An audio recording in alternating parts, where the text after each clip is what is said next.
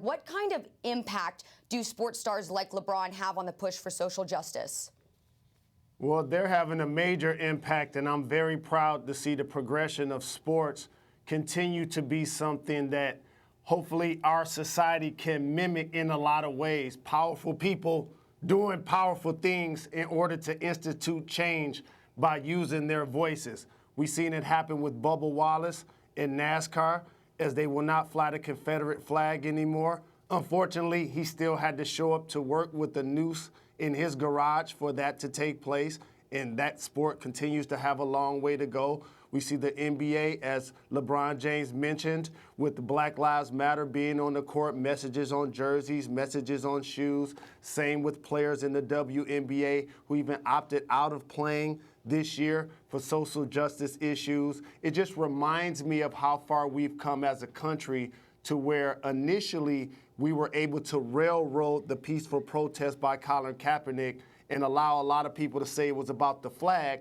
when really it was about social injustice and police brutality to people of color.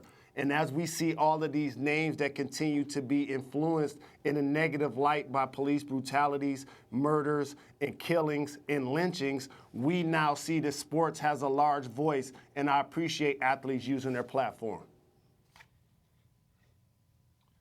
One thing that I found particularly interesting about what he said was the semantics, and he really brought to light something that I hadn't considered, and that was the word movement.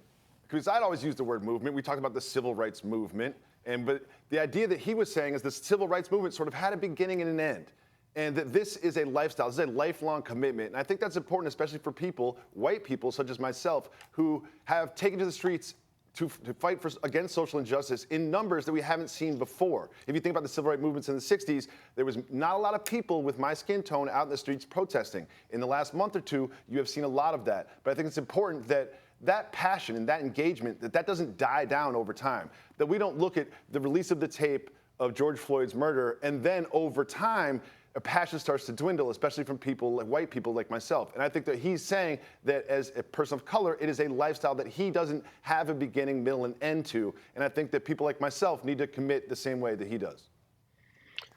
Well, and look, there's also a fear. I mean, he's expressing the insecurity that a movement will imply something temporary, that soon as we get something shiny and new that will distract us away from it, we will forget the gains that are made. We'll forget these conversations. And so he's trying to capture it, that it is truly a Black experience that you face every day. It's sort of like the distinction from racism on a personal level versus a systemic level. It's one thing to sort of change an attitude or debate something personally. It's another when you're enduring racism, not just sort of around the sport, but it's also through when you're trying to buy a house or get a car or try to find a school for your kids. So there's a systemic component to it. And athletes are uniquely situated to discuss aspirational society where we do work together, because they are constantly involved in a team environment. They are looking to work with different people, different backgrounds for a common goal. And that's their existence. And at the professional level, this is day in and day out. They're also in an environment that's obsessed with equity, because you have rules that have to apply across the board. They have to unite around this idea that we must enforce these rules fairly for both teams, or our sport loses fidelity and integrity. And so when you're in that environment where you're working with different people for a common goal, and you're worried about equity and the rules being fair, you are absolutely qualified to engage on these issues and set the example. And they're finding their voice because, in part, when we were going through this pandemic, there was a sort of an open door where athletes were able to engage on social issues in a way that was more palatable or acceptable, because as a human race, we came together around our own survival. And I think it opened the door to athletes to realize that they have a platform and that people are paying attention, but it was in context that people were more accepted to.